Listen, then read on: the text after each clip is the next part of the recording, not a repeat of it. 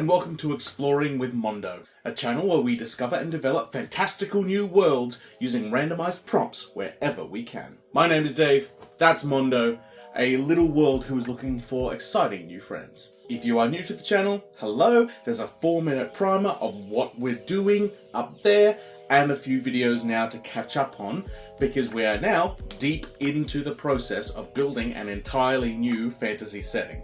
Today, we are doing some extra stuff, aka I am using some randomized systems from some large collections of little itty-bitty pieces in order to fill out some unknown territory in our world design. In our episode today, we use 3 small systems, small being relative, to add some flavor and to particularly add some depth to some points on our timeline.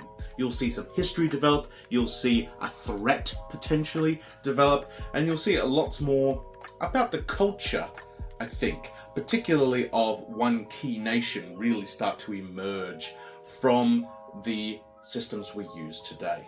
So let's get into it. It's a longer video again. I apologize it's taken so long to upload. It's been a busy week. And, as I'm sure you'll see in a moment, this video is more bitsy than the ones that have come before. So, without further ado, let's head to the table. Okay, so first off we need to decide what extra stuff we are getting access to today. At this point, I'm not letting a tangent guide, because the tangents that we have are actually all pretty high level, and so they're going to take us into things like magic systems, and things at the very top who already exist on the flowchart itself. I'm just going to be led by whatever the dice tell us is the way forward. Now, as you can see, I have separated the extra stuff into 3 categories.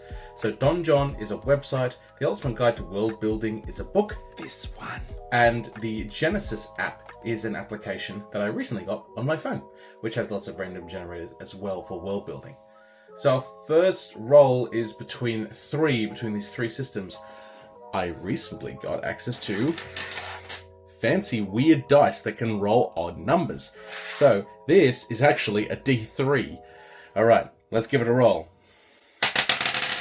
That's a 1. Okay, so we are going to Donjon, the website. Now, Donjon has a number of different things that we could pick from. Unfortunately, I do not have a D21 on hand, so I'm going to turn to an application.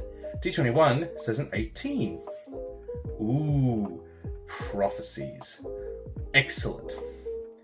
Okay, which of course links quite well with our telling of the future. Okay, well let's hop over to Donjon then.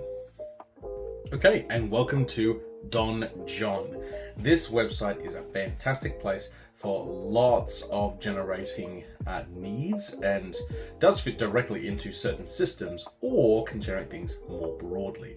We are going to go to the Fantasy Random Generator, which is here. I believe this is where it is. And we are going to be able to generate quests, but also generate heaps of other stuff. And the one down here is prophecies. Okay, so the way this works is it'll generate us 10 prophecies, and then of course we'll roll a d10 to determine which one we must work with. And so we're going to generate a prophecy on this screen, but so 10 have been generated. I'm not looking yet, and I'm rolling a 10 over here. Na, na, na, na.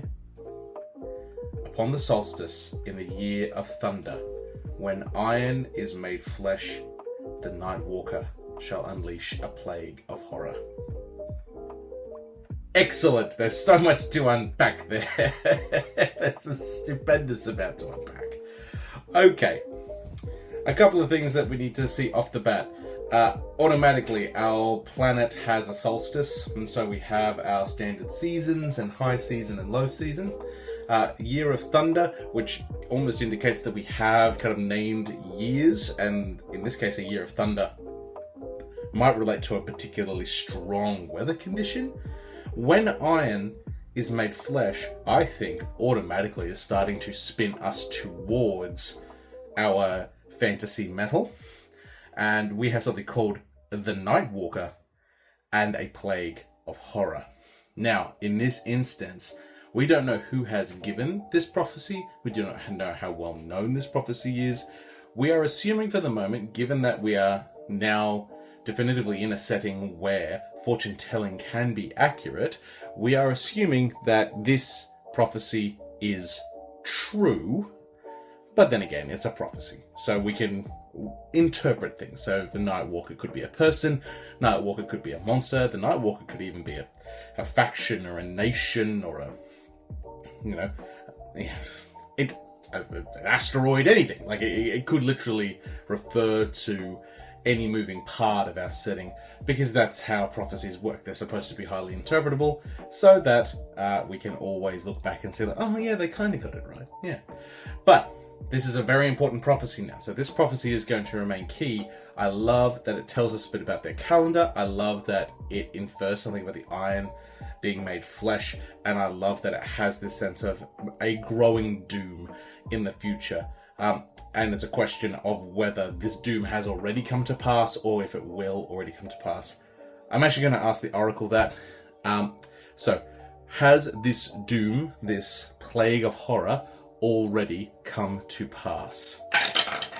That is a 4. So from memory, that is a yes, but I'm going to say that just for the sake of interest, yes, it has come to pass, but it's only just begun.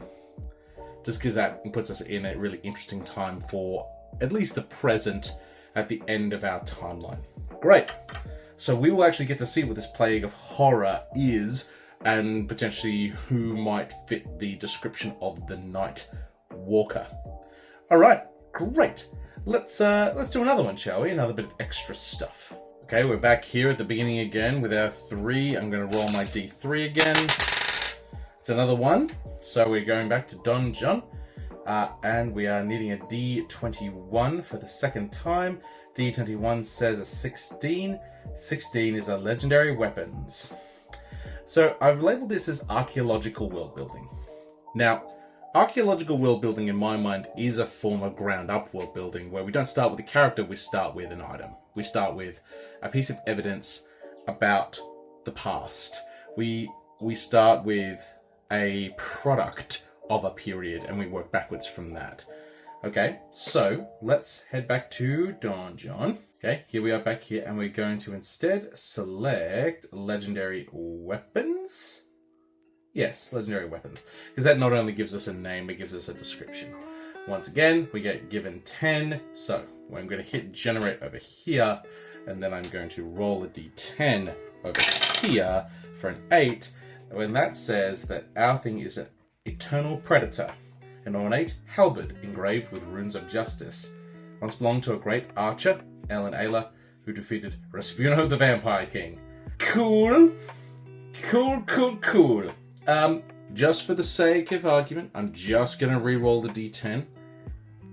But remember that I have to take the second. So at this point, that adds so much, particularly with a Vampire King, that is going to be such an immense departure for our setting. So I just want to make sure that is what the whims of chance want us to do. So I'm going to re-roll this, but I have to reuse whatever we re-roll. It's a 10. The Profane Vindicator. A mythical longsword set with topaz. It once belonged to a renowned ranger crone who slew the horror of the Nomad's March. I'm taking that. That keeps us within the realms of a reality. A Profane Vindicator. It's a longsword, a ranger, and funnily enough, we have a link back to a horror. Now, the Night Walker, the Night Stalker. Anyway, I will work out what the night something mentioned in the prophecy. It was to bring about a great horror. So I wonder if this is indicating that the horror is a being, a beast that could be defeated.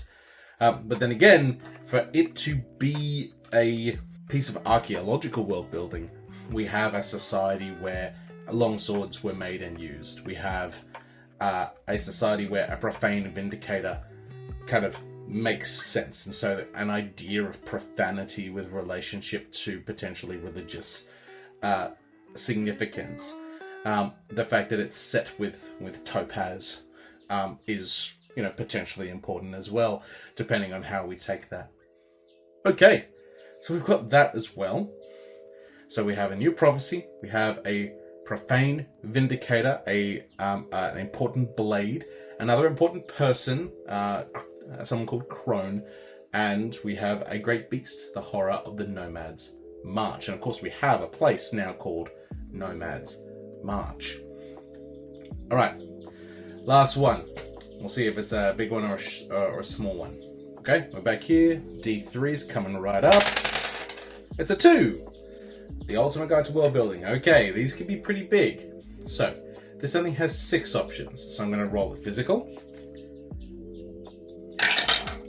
5. The 5 battles system. Okay. Now this is the Ultimate Guide that I'm talking about. I left RPG out of the title there.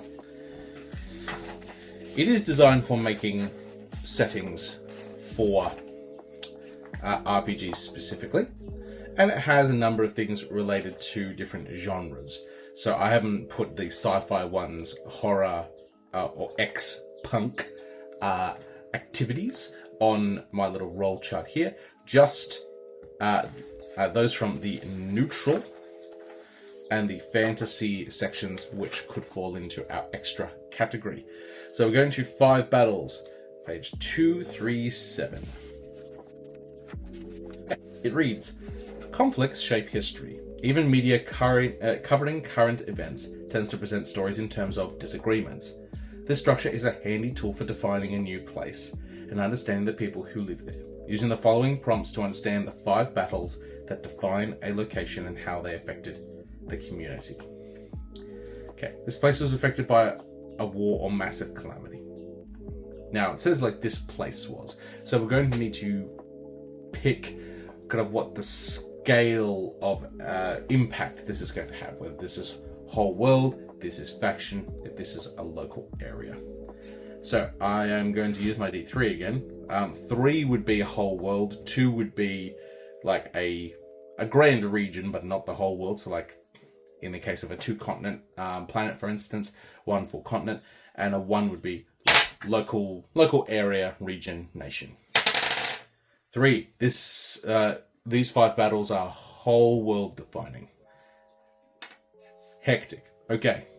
This place, the world, was affected by a war or massive calamity. It happened generations ago, so only the oldest people have first-hand knowledge of it. Education and culture were significantly impacted by this conflict, but happened so long ago that most people can't imagine living any other way. It left an artifact behind, a building or a monument. What change did people accept to recover from this event? So when we come to an open-ended question like this, we have 2 options. We can either use the Oracle to help us answer with a prompt of its own, or kind of insert here as a sub-option another randomized system that can give us a prompt that's relevant.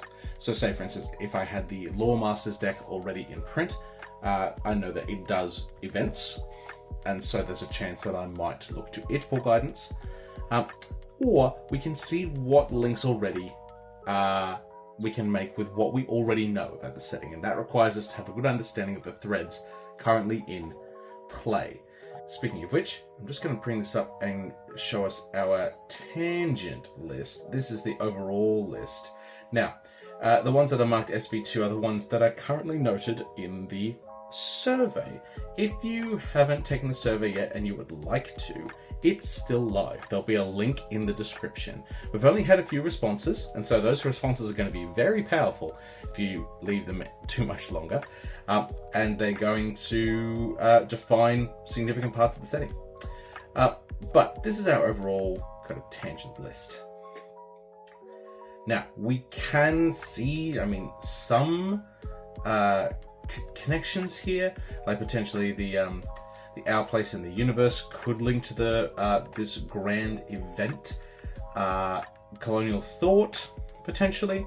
But I'm going to suggest that this has to be, just from our timeline generated from generational, this event has to have been, like the book suggests, so long ago that it is only in the far-off, distant memory of those who hold to it. And so probably something that has held the world in sway. I am going to ask this one to the Oracle. Okay, so our first die roll will be a 3, and then that 3 will go to a 4. So it's 3, it's 4, it's control. Okay. What change did people accept to recover from this event? Control. So a greater deal of security, infrastructure, potentially, from those in power, which may also nicely link into why the journalist feels entrapped in a potentially positive system, which we could take the healing link from the Oracle to mean, particularly if people were more likely to culturally accept a controlling government based on a far-off calamity. And it suggests that there is an artifact linked to this. What does this artifact or building look like? For this, I am going to turn to a different system. I'm going to draw an anchor card from the story engine deck. So give me a moment.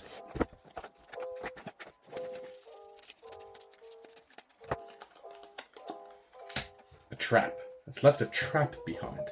I love it. Some great trap. Potentially that stopped the great calamity in its tracks.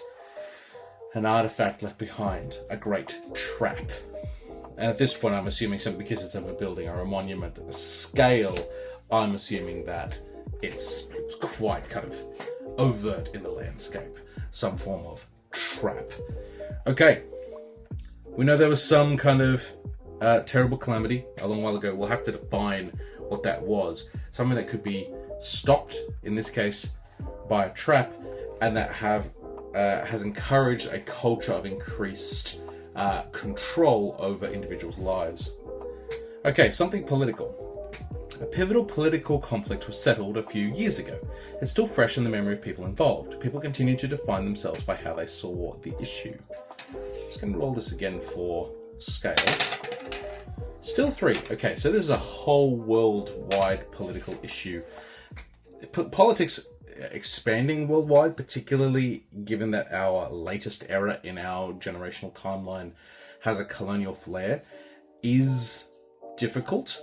I'm just going to probably suggest that this political conflict has global ramifications as opposed to involved everyone in the globe sitting at the table, if that makes sense.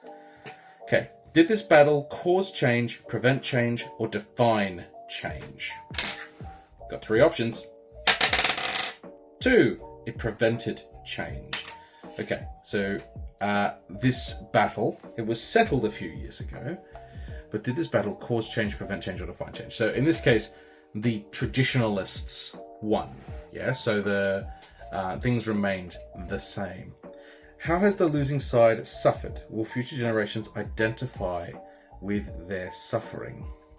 Okay, so potentially, and I'm just making this link here, that potentially this kind of love of further security was challenged politically, and now that the challenge has failed, that the system is still in place, how has the losing side suffered? Will future generations identify with their suffering? Let's just ask the Oracle about the suffering. 6 and 1. Balance. Okay. How has the losing side suffered? Will future generations identify with their suffering? I'm going to say that the losing side hasn't suffered, obviously. The word balance to me suggests that the positives and negatives were somewhat measurable. So in this case, we'll assume that a great pivotal political conflict had been begun, but that no change occurred because the system was kind of firm enough for the area. Okay. Something periodic. The community always returns to a familiar battle, a thing of pride and joy, and everyone seems invested in a certain outcome. This battle probably occurs every year or so. How are the victors of this battle honoured, and how do people signify which champion they support? So it sounds a bit sporting match, but it could go more broad than sporting match. Okay, I'm going to pull out our D2. Which is effectively just a coin, just to determine the scale. Is this continental? Is this individual nation? It's an individual nation, everyone. Okay, so an individual nation has a particular celebration that they come to. How are the victors of this battle honoured? Let's ask the Oracle. A 3 and a 6. Okay, so 3 over here, 6 down there. Subversion. So they're honoured by subversion. So potentially, being the victor is not a good thing. So as in like their honour is subverted, or like that success is subverted, which makes it interesting. Like you don't want to be the winner, but there has to be a winner. How do people signify which champion they support? Okay, how do they signify which champion they support? I'm just going to draw an anchor card. They're here, and so it's really just up to me to see if something cool comes out of this. It's a stretch, though, so I'll reserve the right to redraw at least once if we don't like what we get the first time and can't find a link. Disaster. Nope, I'm going to redraw. A letter. Ooh, I like that. So potentially supporters show which side they're supporting by a work of writing, or potentially even voting, with the whole idea of like a letter, mailing in your thoughts. And also that links really nicely to the concept we have in The Journalist of a fairly literate and a fairly literate society with access to writing materials. I love it. Okay. Something tender. There's a tension that lies just below the surface of this community, works its way into the hearts of everyone, even those who wish to remain out of it. The issue is waiting to boil over into something much uglier. That wasn't really a roll, but I wasn't looking, so it's a 1. Okay, so it's just in our local community. When do people talk about this tension? I'm going to say they don't. Like they have such a restricted society that is coming forward in our prompts that potentially there is no kind of speakeasy kind of place available. What if any efforts to resolve it resulted in escalation? Interesting. Now, I could take this and this and this and tie them all together, but I wonder if, because it's something tender and it's in people's hearts, I wonder if it's something else. I'm just going to ask myself, is this linked to like the colonial problem, the colonial question? 2, no, it's not. So it's not that. Let's, for the moment, take it as linked to a little bit of the astronomer and a little bit of the discovering our place in the universe. I know that we've left that for the survey to define, but potentially that could get to the heart, so that kind of dread or understanding of where you sit in the grand scheme of things. When do people talk about it? They don't. It's not an open society. What if any efforts to resolve it have resulted in escalation? What, if any, efforts to resolve it have resulted in escalation? So we'll ask, have there been times where this problem has boiled over? No. And given that that's a no and, potentially no and there is unlikely to be. For whatever reason, it is not something that is a boiling over related problem. And last but not least, something petty. This is a conflict that most people in the community observe but do not participate in directly. It plays out through absurd actions that always go too far. What is broken because of this conflict? A puzzle? A cave? I like the cave because that links me back to the journalist's lost leg via some form of accident with the void, and we suggested that a caving accident or a mining accident could be behind it. So potentially the concept of the mines and who owns them and who works in them is a sign of constant squabbling. What hapless victims are caught in the middle? Well, people like the journalists, surely the workers. The workers are caught in the middle of who controls that mining sector. Okay, so we've got a lot out of that. Okay, something horrible happened, and that's why we've got a controlled populace in place, and a trap has been left behind.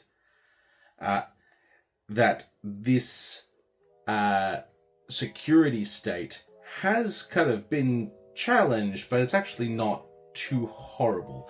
People who are left behind, which might even link to the journalists' healing force, keeping them contained.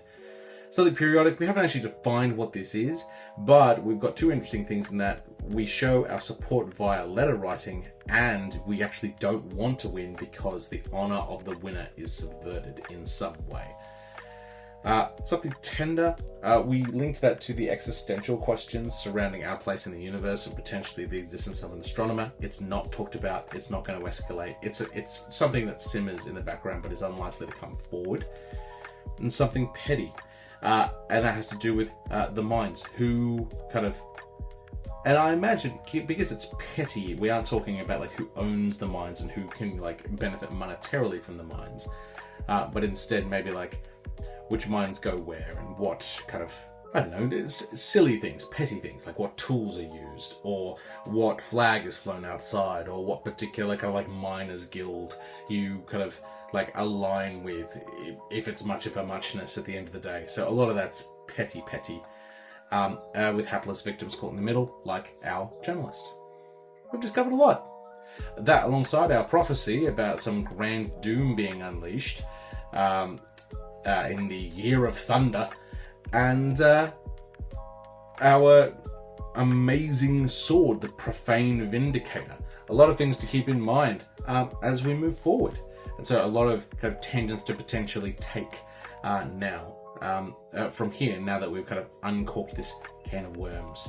Whew, that's a lot to take on board. There's a lot of new depth to our world.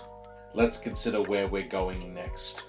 I have updated the flowchart. The flowchart now looks like this, which looks a little bit more formal and presentable than it was before. We still have the same options. However, I will note that I have changed the where we go next part of the flowchart, because after seeing how powerful and spicy some of the extra stuff can be, we only want to hit it when we want to. So I've input kind of a choice mechanic there as to whether we want to stick with the tangents we have or whether we want to push extra stuff, because, let's be honest, the extra stuff today generated a whole slew of new avenues to explore. In fact, my updated tangent list now numbers into 25 kind of unanswered, quite large, impactful questions that we need to look back and start answering. So, I'm going to make a roll. When I made the roll, it was a D6, but that was kind of before I updated the table, and so it is a choice between two options. So it'll be 1, 2, 3, 4, 5, 6. Yep. And of course, when we use the flowchart, we either read our options left to right or top to bottom. So the roll is... It was a 1! So in this case, we're going back to the core systems, which in the old flowchart was the green stuff in the center. I've kept it green in this one, but it's about creating a region. It's about doing something at the middle zoom level.